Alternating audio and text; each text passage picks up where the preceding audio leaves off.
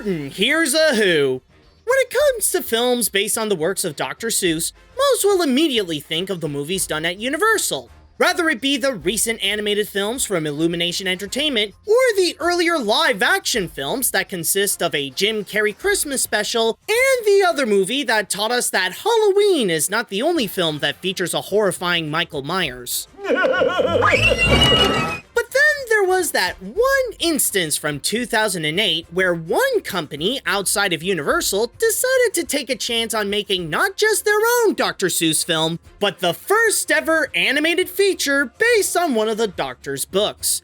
Yes, in the mid-2000s, Blue Sky Studios decided to produce a film adaptation of Horton Hears a Who straight after they finished off Robots, and when it came out in 2008, it presented a new take for audiences in terms of what Blue Sky can do outside of Ice Age, and a new way to experience a Dr. Seuss movie. But now that we're taking a closer look in the small world of Whoville, does this little movie have a big voice that should be heard? Or should this film be thrown in some bezelnut oil? Let's find out. The story. Well, no surprise that the movie begins just like how these types of films usually are. It features a lot of pointless filler in order to make a film adaptation of a children's book where the actual story only pops up momentarily between the long-running dull gags and unamusingly wacky animation. But then, something very strange happens. Once the mayor and Horton start to connect and talk to each other, that filler issue suddenly ends.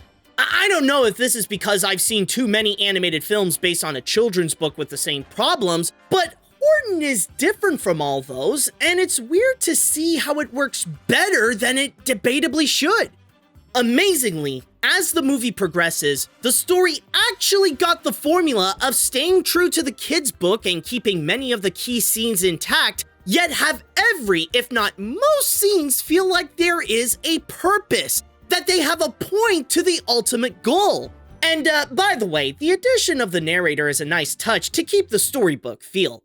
It's shockingly rare to find an animated film, especially a mainstream one, that is able to get it right, and it still feels strange how this is one of those rare gems. Anyways, what works about the story is that it remains faithful to the moral of the original book. There are people on this spec. Granted, they're very small people, but a person's a person, no matter how small. Because of this, the film carries a lot of heart that makes it engaging to see how Horton would risk everything, even to the point of getting the whole jungle turn against him to protect the people that live in a tiny speck, which also makes those action scenes effective when the speck is put in danger. It also becomes even more heartfelt when it adds the relationship of the mayor and Horton, where the two have to go through the same thing of believing that there are people out there even if they can't see them, despite that those around them don't believe what they say, thus strengthening both their relationship and the goal of saving Whoville. However, if there is one criticism I'd have to give onto the story, it's that while the plot itself is surprisingly well written, the execution unfortunately weakens it. The problem is that the movie can often depend too much on having the actors like Jim Carrey and Steve Carell carry the whole film with their brand of comedy, which isn't a great idea considering that the gags are not really good. Granted, there can be a few good jokes that happen, but for the most part, the humor just falls flat and feel like it's trying to unnecessarily modernize the movie than actually help it. So if there is a weak point to the story, it's mostly from some of the directing. But then again, the key word there is some, and while there is one side that still feels like it has to be a hip and trendy animated film, there's also an admirable side that is greatly written and knows how to properly adapt the story into a feature film. The animation. I know what I've said about the story can sound weird with how it can tell a children's book very well, but here's another thing I'll say that can also sound bizarre. With its visual style, the animation can be considered ahead of its time. Weird, I know, but keep in mind that this came out before the cartoony style was a trend with mainstream computer animated films. And funny enough, this one actually did it better than some of them. What's great about the animation is that Blue Sky succeeded in bringing the world of Dr. Seuss to life in CGI. The designs remain true to the drawings done by Theodor Geisel, while also adding elements that help visually enhance the world, like making the color palette vibrant and lively, and having the character animation be cartoony in the way of making them very expressive, have a strong use of squash and stretch, give them a fast pace, and even have a little bit of rubber hose. However, as cartoony as it can be, it's not too overbearing or exaggerated to the point of feeling unpleasant, and again, it fits well in the Dr. Seuss world where his style is more imaginative and plays a lot more with the fun factor than trying to be realistic.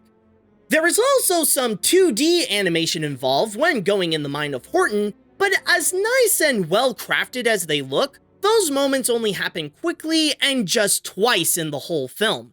Not to mention that one of them was for a whole anime parody joke. It is clear that you are no match for my technique. Hey! I see you have mastered the way of the snapping branch.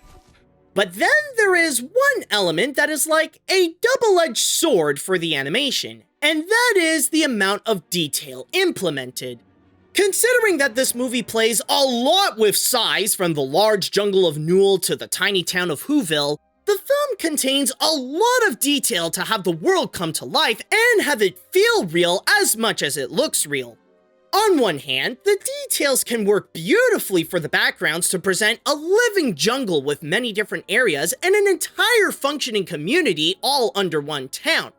But on the other hand, there are times when it can feel like the movie puts in a little too much detail, especially on the characters.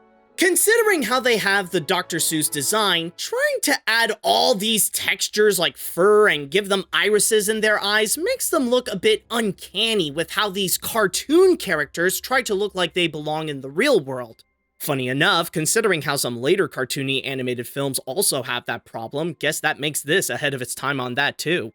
It's understandable if that can be passed off as a little nitpick, because as the first to bring the Dr. Seuss world into animated features, it did its job on the animation very well. The characters. As I've said before, one of the movie's biggest problems is that it often lets the lead actors carry the film with what seems to be their own brand of improvised comedy, and the humor itself is one of the film's weaker points. With that said, this also hinders on the characters, since it results in some of them barely having much of a personality of their own. For the most part, Horton is just Jim Carrey being Jim Carrey, and Mayor Ned McDowd is just Steve Carell being Steve Carell. Okay, Horton, fake name, where are you? Well, compared to you, I'm enormous, which is saying something because I've slimmed down quite a bit. I swim. I can also say the same thing for Horton's friend Morton, who's basically just Seth Rogen. Then again, I can't entirely say the characters are just the actors who play them. They have their own traits that can be found from what was written in the script, like Horton is the selfless elephant that wants to make sure his newfound friends in the speck will be safe from the jungle, and the mayor is a family man who's the first to notice that strange things are happening in Whoville, and also wants his people to be safe to make sure these events don't lead them to their demise. They do have their own traits, and their bond is a big factor to the movie's heart, but considering that the actors are just mostly being themselves, it makes them hard to be memorable. But while the rest are little side characters just there to either further help develop the world and the leads, or are just comic reliefs, there is one that does stand out as not just possibly the best character, but the one that is the most accurate to the source material, and that is the kangaroo. As the self-entitled leader of the Jungle of Newell, she rules the area in a very authoritarian way, where she always has to be right about everything and wants to get rid of whatever that she doesn't like or that's not making things go her way. Which is why she's so obsessed with getting rid of Horton's speck, because she doesn't believe that there's anyone there. Considering how she embodies everything against the movie's moral and is given a strong performance by Carol Burnett, she's actually a great and effective villain and can pose as a serious threat to Horton from saving the Who's. The characters can definitely be great and can add so much to the movie, but if only they didn't rely so much on their actors.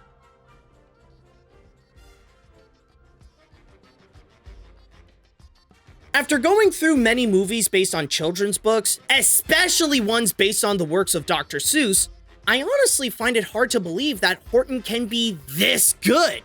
And yet, it is, and it leaves me sitting there taking time to admit that it did a pretty good job. Horton Hears a Who is so far the best Dr. Seuss movie with some surprisingly good writing that successfully adapted the classic tale into an engaging story, great looking animation that brought the Seuss world to life, and a lot of heart that helped deliver an important message. Okay, maybe I might be exaggerating how good the movie is just a little, because it's not a fantastic movie due to the weak comedy and the actors taking too much control of the picture, but even with that, it's still a solid feature and one of Blue Sky's better movies. If you're a fan of Dr. Seuss or you're someone that's into the recent cartoony animated films, then I'd recommend to give this one a watch. I'd almost even say that this is pretty underrated. Yeah, it's far from one of the best movies out there, but for a film based on Dr. Seuss, this is still quite an achievement.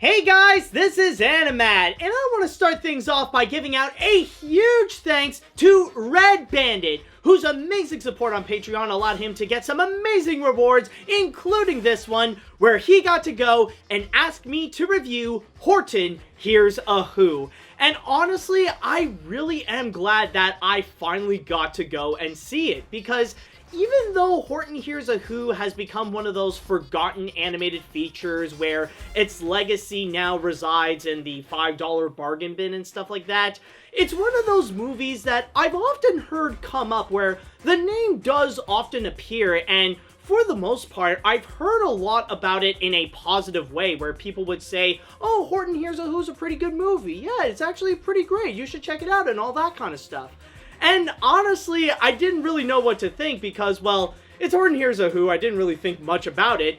But now, because of this review, I finally got to see it, and honestly, I am still amazed by how good it is. Now, I know, yeah, I am pretty much exaggerating with the way that I'm talking about it and how, like, oh my god, it's actually really good and all that kind of stuff, because after all, I did give this movie a 7 out of 10, which is, like, above average. It is actually pretty good, but it's not like anywhere near great and stuff like that. It does have its flaws, yes, but I really think that it is because of how I've seen so many of these movies based on children's books, or more specifically animated films based on children's books, and even going through all those movies based on Dr. Seuss, like How the Grinch Stole Christmas, Illumination's Grinch, The Lorax, and The Cat in the Hat.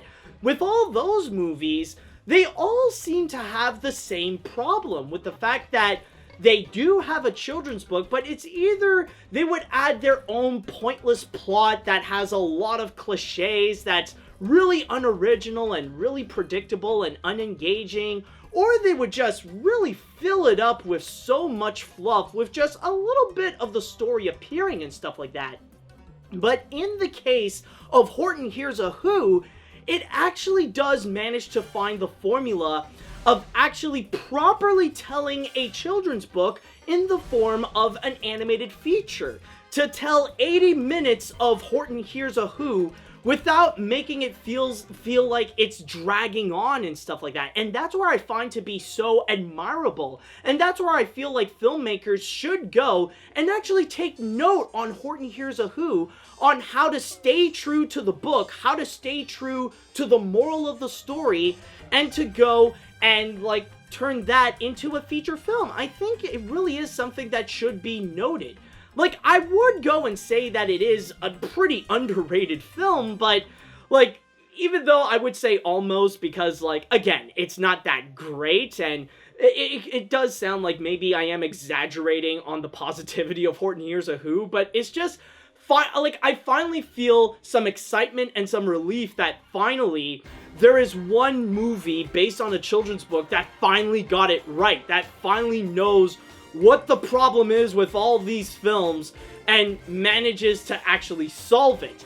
And out of all the companies to go and do it, it's from Blue Sky. Blue Sky Studios is the one that manages to solve that issue, funny enough, back in 2008. And honestly, I say that because you wouldn't really expect Blue Sky to do it, because often Blue Sky Studios is kind of like an afterthought in terms of the major animation studios, because a lot of people always pass them off as like, oh, they're just the company that does all the pointless Ice Age sequels and stuff like that. But then again, when it comes to Blue Sky, they can actually do some good films. They, like, yeah, a lot of the stuff on average is mediocre, but there are some actually pretty... There are some good works that they have done, including Horton Hears a Who, the first Ice Age, of course. It's been a long time since I've seen Robots, but, you know, a lot of people do have nostalgia for that film as well.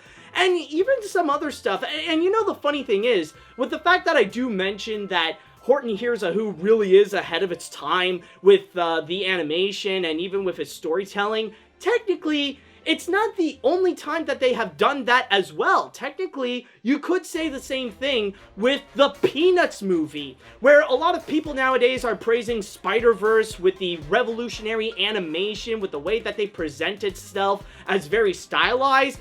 But then again, you got the Peanuts movie that manages to do that 3 years beforehand. So honestly, like, there are some ways where I would understand where people would say that Blue Sky can often feel like an underappreciated animation studio, where when they can do something good, they can do something that can actually be pretty admirable animation-wise. So honestly, I will say that overall, for me, Horton Hears a Who definitely is a very pleasant surprise. Even though it does have its flaws, but still very surprised with how it came out and pretty happy with how it is. Alright, so now with all that said and done, it is now time that we're going to go and move on from Horton and look into the animation hat. And before I get into this, I would like to say, if you guys would like to be like Red Bandit and you want to go and support my work on Patreon, and get some amazing rewards, including, but not limited, to seeing my videos before anyone else, then all you have to do is go to patreon.com/animat. But at the same time, if you guys would like to suggest an animated film you would like me to review and I would put onto the animation hat, then all you have to do is write me an email at animatsreviews@gmail.com. Okay, so, finally, with that said, let's go and pick up the next review. Let's see now. Did I drop? Yeah, okay, well, I dropped one. Okay, fine. Okay, oh, got it! Okay, I got one. Here, I'll just... there we go. You go back in there. And so, the next review shall be... here we go. Okay.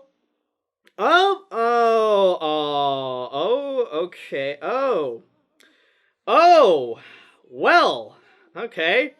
I was hoping for probably something better, but this is going to be a pretty interesting one to see.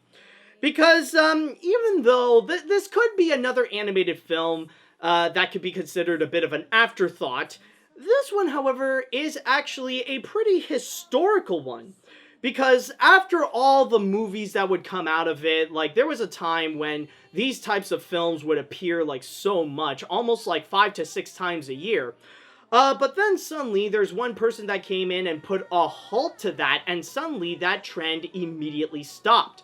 So for the next time, what we are about to see is a pretty historical animated film as the last of the direct-to-video Disney animated sequels. Or, in this case, a prequel, but, you know, same thing really. A follow-up, you know what I mean. Try to measure the days that we try.